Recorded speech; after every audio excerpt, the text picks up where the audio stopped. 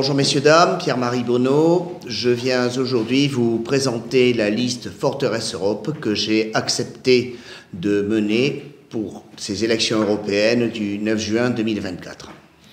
Quelques mots tout d'abord sur ma personne.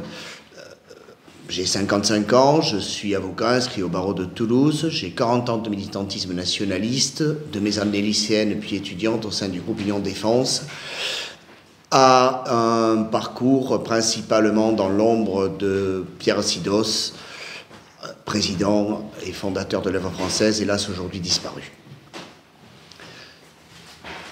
Forteresse Europe est une liste nationaliste unitaire, c'est-à-dire une liste qui défend une conception de la nation et donc également de l'Europe, vieille aujourd'hui de plus de 100 ans, mais prometteuse d'un grand avenir. C'est une conception de la nation liée à la réalité historique, à la réalité physique de la France et évidemment des autres pays d'Europe. Simplement, pour pouvoir exposer cette conception, encore faut-il pouvoir parler, et parler librement. Et nous sommes actuellement dans un modèle que je pourrais qualifier d'Union soviétique 2.0.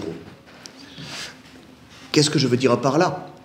Eh bien, aucune autre liste ne vous parle de l'État en France, aujourd'hui, de la liberté d'expression. Forteresse Europe est la seule liste, aujourd'hui, à prendre en compte l'état de délabrement, de décrépitude, de nos libertés en France et principalement de la liberté d'expression. Nous sommes dans un pays qui pourrait s'assimiler à l'Union soviétique 2.0, et ce depuis une cinquantaine d'années. À vrai dire, la mutation non pas de société, mais de pays que nous avons vu s'initier et que nous subissons aujourd'hui, a été accompagnée, et j'allais même dire permise, par une destruction de nos libertés, une interdiction faite au peuple français de protester et de résister. Cette interdiction a pris la forme d'évolutions législatives au travers de ce qu'on a appelé très pompeusement l'antiracisme, puis la lutte contre les discriminations envers toutes les minorités possibles et imaginables, de sorte que la majorité, nécessairement devenue silencieuse de nos concitoyens, a été condamnée à se taire. Évidemment, obligée au silence, cette majorité n'a pas pu s'opposer aux graves mutations qui ont amené à la société d'aujourd'hui, société multiraciale, multiraciste, multiconflictuelle, dans laquelle nous voyons des banlieues quasiment autonomes, gérées par des mafias issues très souvent de cultures importées en Europe. C'est la sécurité même des Français, leur avenir qui est en cause. Nous sommes dans une société qui connaît une dénatalité grave à cause en grande partie de cette mutation qui fait que nos concitoyens n'ont pas envie de donner leur vie, n'ont pas envie d'offrir une telle société aux générations à venir. Nous avons vu très récemment ces condamnations atteindre une sorte de paroxysme. Ainsi, il y a à peine une semaine, mon camarade ici présent et ami Yvan Benedetti a été condamné à une peine de 3 mois de prison ferme, certes à domicile, pour avoir osé porter une couronne de fleurs sur la tombe de Pierre Sidos, le jour anniversaire de son décès. Donc, je ne sais pas si je dois inviter tous nos concitoyens à aller faire une déclaration en préfecture le jour où ils vont aller porter des fleurs sur la tombe d'un de leurs chers défunts. Mais si l'on en suit ce qui a été décidé par ce tribunal, je crois que c'est ce à quoi nous allons être réduits. Nous avons vu également la condamnation totalement délirante du directeur de la publication du journal Rivarol, Jérôme Bourbon, par un de ces tribunaux qui, effectivement, appliquent une loi devenue folle, appliquent des lois totalitaires, incompatibles avec ce que doit être, dans un pays normalement organisé, la liberté d'expression de tout un chacun. Alors, nous avons entendu il y a quelque temps M. Éric Zemmour nous parler de ces lois. Il avait lui-même été poursuivi pour avoir osé dire du bien du maréchal Pétain. Mais si l'on lit son programme, on ne voit pas une ligne réellement là-dessus. Nous sommes la seule liste qui prône le retour à la raison, c'est-à-dire le retour à la liberté d'expression. Il faut pouvoir désigner les problèmes, désigner les difficultés, les nommer, et pour cela, il faut évidemment recouvrer notre droit à le faire, sans risquer les foudres des condamnations judiciaires. Cette particularité de notre liste s'accompagne d'une autre particularité, puisque nous avons très récemment vu également, à raison du classement de l'organisation étrangère palestinienne, le Hamas, par l'Union européenne comme mouvement terroriste, nous avons donc vu très récemment des poursuites pour des propos qui relativisaient l'attaque du Hamas à l'encontre de l'État d'Israël le 7 octobre dernier.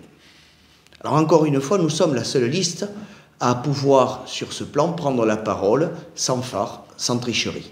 Nous sommes une liste ouvertement antisioniste parce que nous considérons qu'il existait un peuple palestinien, qu'il existe encore un peuple palestinien, même si souvent il a été contraint à l'exil, minorité palestinienne en Jordanie, minorité palestinienne au Liban, exil qui depuis 1948 a déstabilisé par vagues successives l'ensemble du Moyen-Orient. Je rappelle que les conflits libanais ont été provoqués par la présence au Liban d'une importante minorité palestinienne, mais cette importante minorité palestinienne vivait dans des camps, elle n'était pas allée au Liban volontairement, elle était allée au Liban parce qu'elle avait été chassée de sa terre par le sionisme, cette doctrine qui veut artificiellement donner à un peuple, une terre, non pas sans peuple, mais où vivait un autre peuple, qu'il convient dans ce cas de chasser de chez lui, tout simplement, ou de massacrer sur place. Et ce génocide est inadmissible, il est humainement inadmissible, il est inadmissible sur un plan civilisationnel, et puis surtout, il constitue un modèle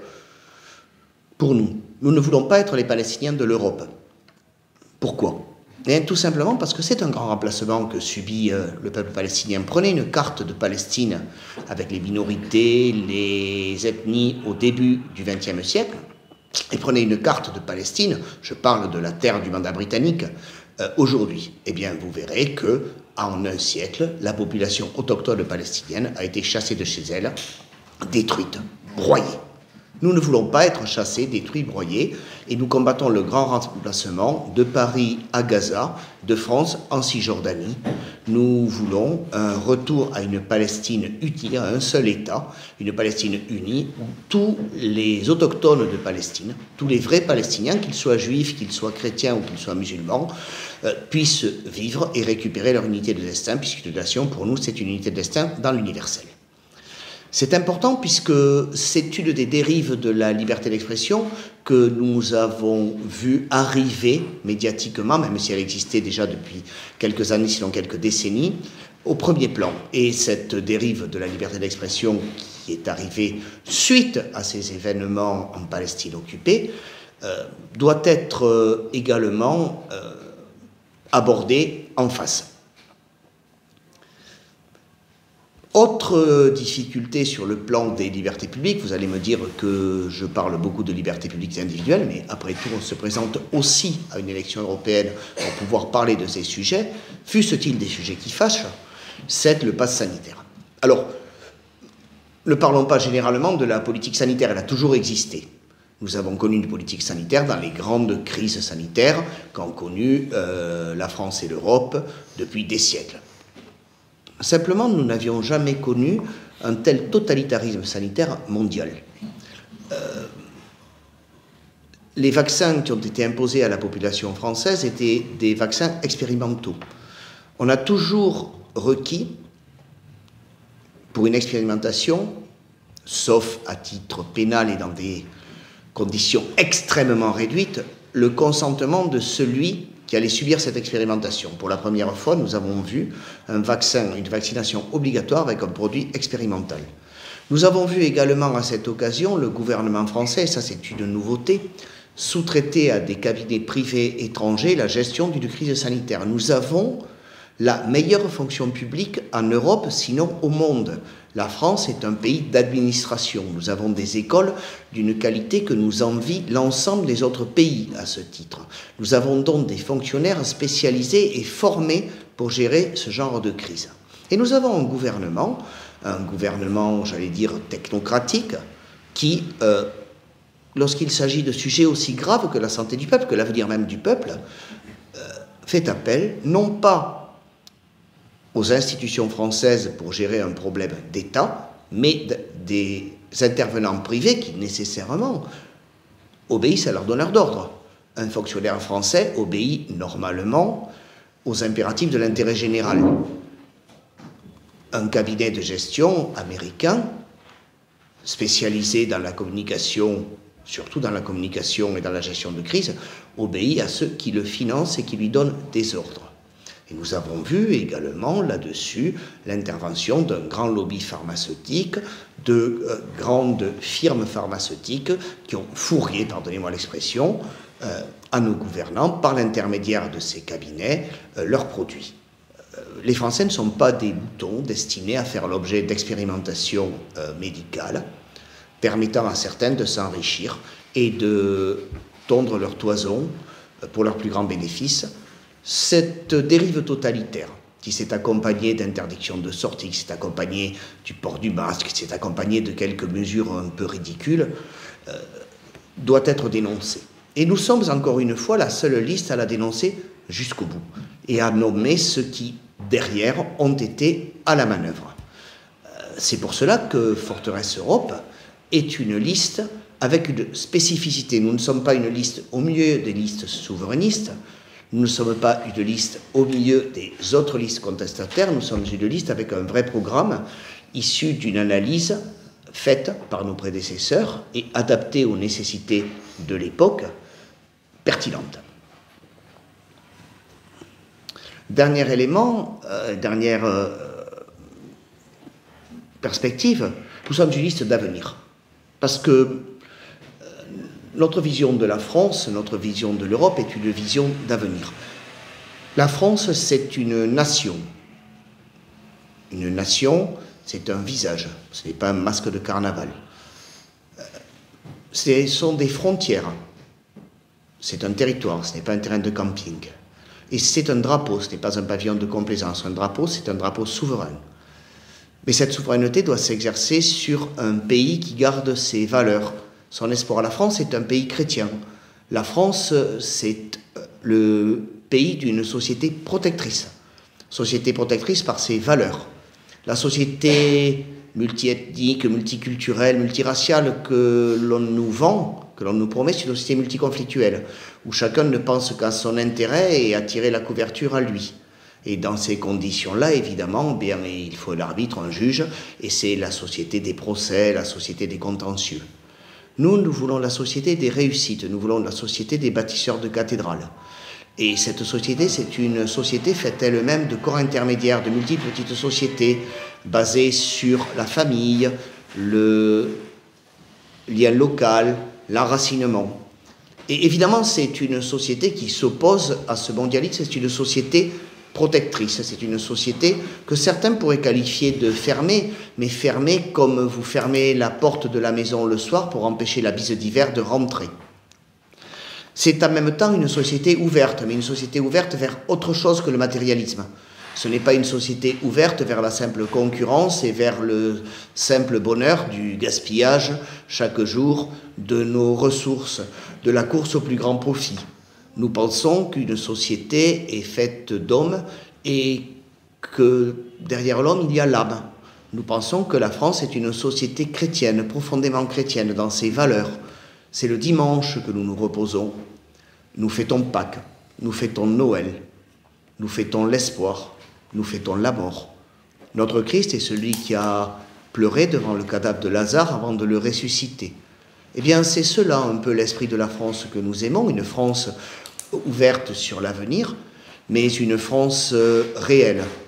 On pourrait la résumer, cette France, par ce triptyque, un sol, un sang, un ciel. combattons les dérives du monde actuel et sachons promouvoir l'espoir, sachons promouvoir l'avenir et sachons tourner nos regards vers le ciel.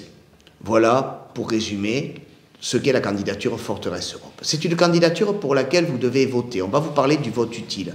Alors, j'ai brièvement abordé les insuffisances de la liste Reconquête tout à l'heure, notamment quant à la prise de position de M. Zemmour, et l'absence de prise de position contre les graves dérives totalitaires que connaît notre société, notre justice.